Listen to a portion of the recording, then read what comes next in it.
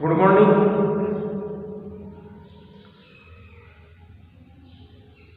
कक्षा 9 के अंदर कल अपन बात की थी दो चरों वाले रैखिक समीकरणों के बारे में। तो दो चरों वाले रैखिक समीकरण में अपन ने देखा था ए का मान, बी का मान और सी का मान, और साथ में अपन ने ये भी देखा कि दो चरों वाले रैखिक समीकरण में चर राशियों के साथ साथ जो अचर राशि होती है उस अचर राशि को अपन ए बी सी के अंदर या ए बी सी में किस प्रकार से व्यक्त करते हैं। आज अपन देखेंगे कि जो दो चरों वाले जो रैखिक समीकरण है, जो लाइनर इक्वेशन है, उस लाइनर इक्वेशन में वेरिएबल का मान कैसे ज्ञात करें, यानी उस चर राशि का मान कैसे ज्ञात करें। जो चर राशियाँ, जो दो चर राशियाँ आपको प्रश्न के अंदर दे रखी है, उसका आपको मान किस प्रकार से ज्ञात करें, वो आज अपन देखेंगे। तो देखेंगे आज कि दो चरों वाला जो रैखिक समीकरण है उसका हल किस प्रकार से ज्ञात किया जाता है। इस बार ये नया सिलेबस है।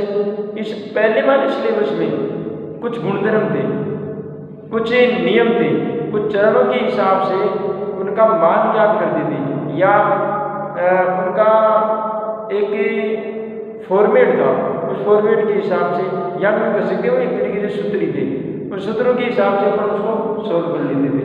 लेकिन उस विधि को बढ़ा दिया। अब आ रहा है कि आप अपनी कल्पना शक्ति से आप कुछ चर राशियों का आपको मान ज्ञात करना है, कुछ चर राशियों का मान ज्ञात करके उसका युग्म बनाना है कि ये युग्म इस चर राशियों के लिए सही है या गलत है। तो आपको जो दो चरों वाला जो रैखिक समीकरण दे रखा है, उस दो चरों वाले रैखिक समीकरण में x और y की वैल्यू या जो भी चर राशि है उसकी वैल्यू आपको ज्ञात करनी है, और उस वैल्यू से अपने को अंदाजा लगाना है कि ये मान सही है या गलत है। तो आओ अब अच्छा, इस रैखिक समीकरण में सबसे बड़ी बात यह है कि आपके उत्तर की जो जांच है वो हाथों हाथ हो जाएगी, हाथों हाथ हो जाएगी, आपको कहीं घबराने की आवश्यकता नहीं है। तो देखिए एक उदाहरण लेते हैं। एक मैं उदाहरण लिखता हूं 3x प्लस 4y बराबर 12। 3x प्लस 4y बराबर 12 ये एक रैखिक समीकरण है। इस रैखिक समीकरण के अंदर दो चर राशियां हैं, एक तो x और एक y, एक तो x और एक y। अब इसकी अपने को x की और y की अपने को वैल्यू ज्ञात करनी है। तो देखो किस प्रकार से ज्ञात की जाएगी। सबसे पहले अपन क्या करेंगे कि x की या y की वैल्यू में से कोई सी भी एक चर राशि का मान अपनी इच्छा के अनुसार रखना पड़ेगा, चाहे तो x की और चाहे तो y की। कोई सी भी चर राशियों का, कोई सी भी एक चर राशि का मान अपने को काल्पनिक दृष्टि से रखना होगा। चाहे आप x की वैल्यू को चाहे 0 मान के रखो तो y की वैल्यू आ जाएगी, चाहे y की वैल्यू 0 रखे देखो तो x की वैल्यू आ जाएगी। वो आपकी मन स्थिति पर निर्भर करता है कि आप x की राशि को रखना चाहते हैं या y की राशि को रखना चाहते हैं, वो आपकी इच्छा पर निर्भर करता है। अब ऐसा मान कब तक निकलेगा। देखिए प्रत्येक समीकरण के अपरिमित हल होते हैं, अनंत हल होते हैं, किसी का कोई हल भी नहीं निकलता। कई समीकरण ऐसे भी आते हैं जिनका कोई हल भी नहीं होता। तो यहाँ पर तीन चीजें हैं, या तो उसका कोई हल नहीं है, या फिर इसके अद्वितीय हल है, या फिर इसके कोई इक्के दुक्के हल है, एक निश्चित हल है।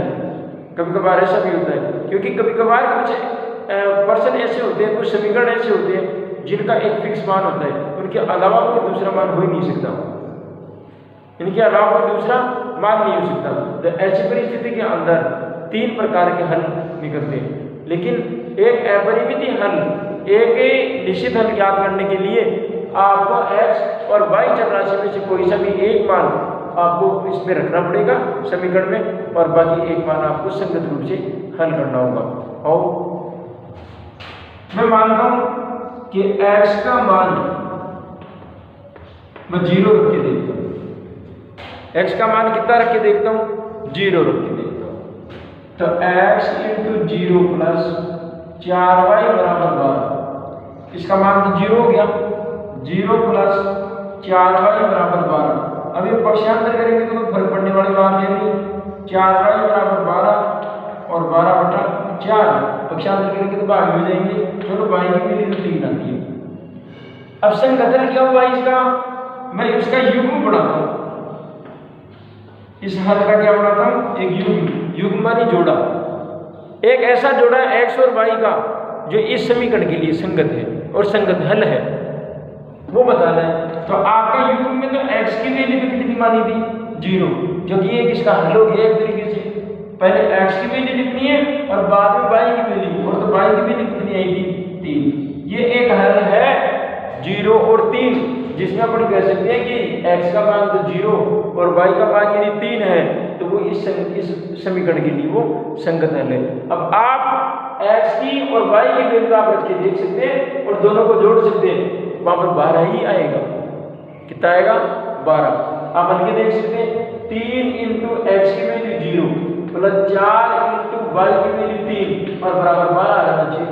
चलो इसका मान तो 0 हो गया। 3 को 0 से गुणा करेंगे तो इसका मान तो 0 हो गया, और प्लस 4 3 12 बराबर 12 में 0 जोड़ेंगे तो 12 और 12 बराबर 12। इसका मतलब ये इसका संगत हल है। ये 0 और 3 इसका संगत हल है। क्या अब इसका और भी कोई संगत हल हो सकता है क्या?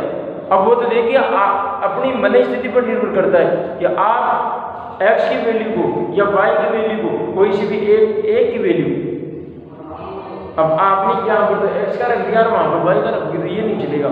या तो आप x की ही वैल्यू रखो सभी संगत हलों का युग्म ज्ञात करते समय एक ही चर की वैल्यू आपको रखनी है। अब ऐसा नहीं है एक युग्म तो बना लिया x की वैल्यू रख के, दूसरा युग्म बनाया y की वैल्यू रख के, तो वो नहीं चलेगा, वो नहीं चलेगा, वो मान में गलत हो सकता है। तो आप एक चर, अब मैं y का मान 1 रख के देखता हूं। अब मैं y का मान यदि 1 रख के देखूं तो इसका संगत हल कितना आएगा वो देखो। तो y का मान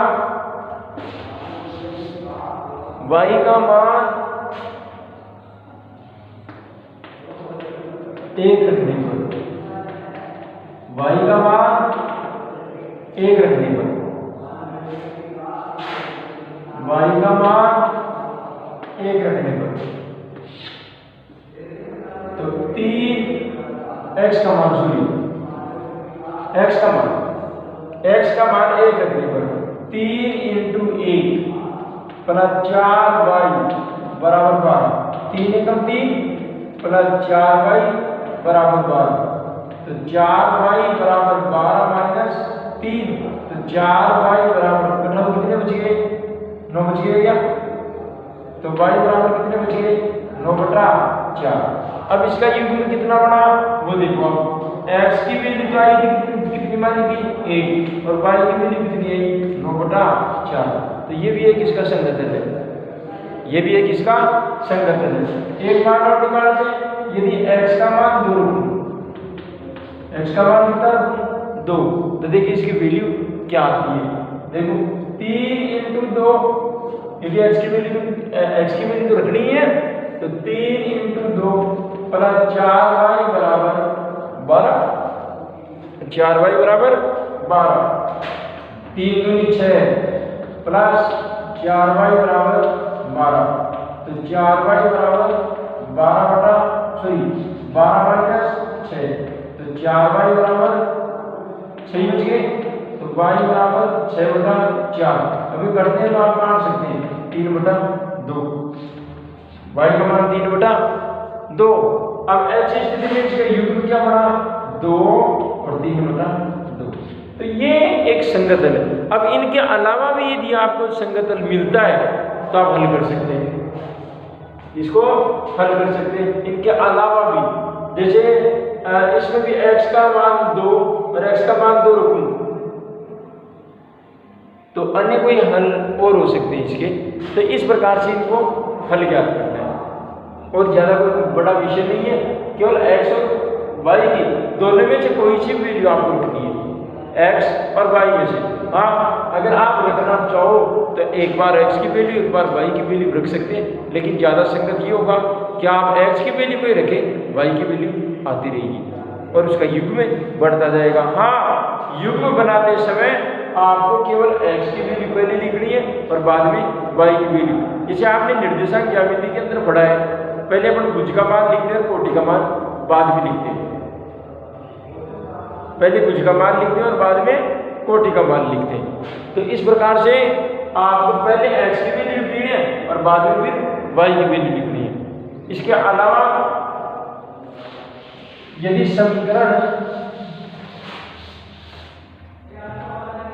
समीकरण y प्लस 4y बराबर 8 हो, x प्लस 4y बराबर 8 हो, तो इस समीकरण के आपको संगत हल ज्ञात करने। अब संगत हल ज्ञात करने के लिए इसमें y की वैल्यू रखता हूं मैं, तो y का मान 0 रखने पर, y का मान 0 रखने पर तो इसका संगत हल क्या होगा, x प्लस 4 इंटू 0 बराबर 8। तो x प्लस 0 बराबर 8, तो x बराबर कितने बच गए 8। अब इसका युग्म बढ़ाओ, x की वैल्यू तो आई 8 और y की वैल्यू कितनी आई 0, तो ये इसका एक संगत है 8 और 0। यदि इस समीकरण के अंदर यदि x की वैल्यू को 8 और y की वैल्यू यदि 0 रखे तो ये समीकरण का निकाय से बदल जाता है, हल हो जाता है।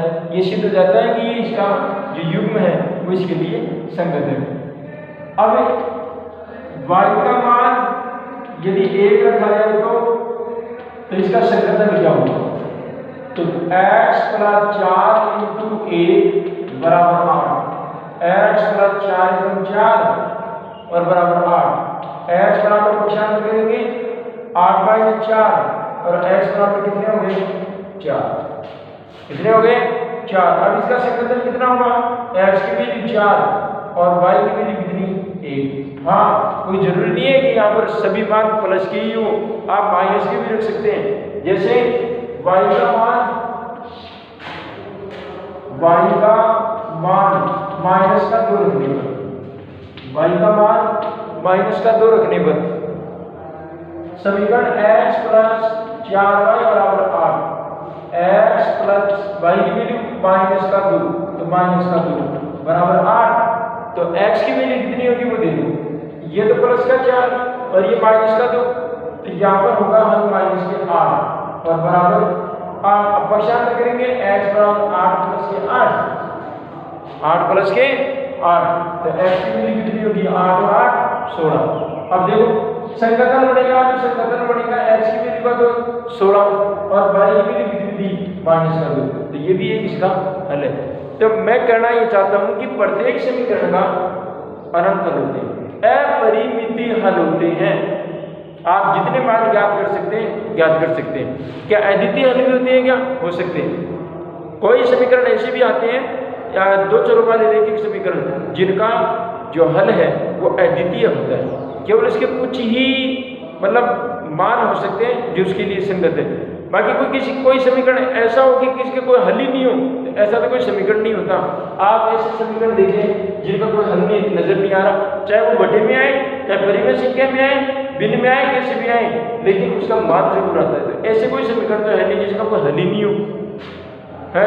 तो ऐसी परिस्थिति के अंदर आपको इनका मान ज्ञात करने के लिए चर राशियों का मान ज्ञात करने के लिए दोनों चर राशि में से कोई सा भी एक मान आपको रखना है और बाकी एक मान संगत रूप से हल होकर के आ जाएगा, संगत रूप से हल होकर के आ जाएगा।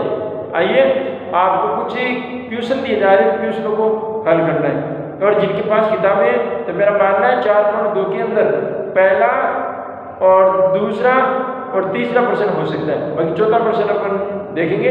बाकी पहला, दूसरा और तीसरा हो सकता है, जिसका मैं यहाँ पर ब्लैक बोर्ड पर क्लिक कर रहा हूँ एक बार। ये 4 सवाल है, इन 4 सवालों को हल करना है।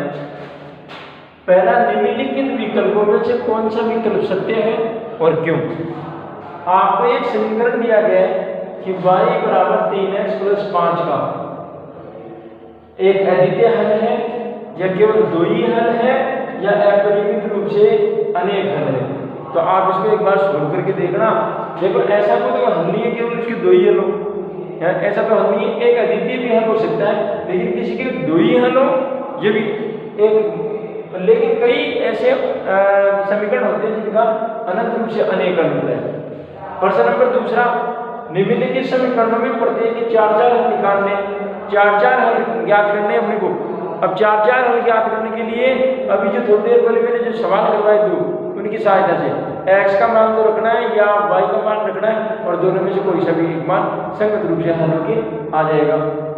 प्रश्न नंबर तीसरा, बताइए कि x - 2y = 4 के कौन कौन से हल है और कौन कौन से हल नहीं है। या आपको x का और y का मान दे रखा है, x का और y का मान इस समीकरण के अंदर रख के देखना। अगर दोनों पक्ष बराबर हो जाते हैं तो वो उसका हल है, और अगर बराबर नहीं होते तो उसका हल नहीं है। प्रश्न नंबर 4 में k का मान ज्ञात करना है। यदि x बराबर 2 और y बराबर 1, x की y की वैल्यू दे दी, तो समीकरण दे रखा है 2x + 3y = k। तो k का मान क्या होगा, x की वैल्यू और y की वैल्यू रख दी, बच गया जो k का मान ही आएगा, पक्षांतर कर दी k का मान। और पक्षांतर करने की जरूरत नहीं है, हल होते अपने आप k का मान बता देगा, k का मान ये होगा साहब। आपको केवल x की और y की वैल्यू रखनी है केवल, बाकी अपने आप मिल जाएगा। ये सवाल है, इन सवालों को आपको सोल्व करना है। आज के लिए इतना ही, धन्यवाद।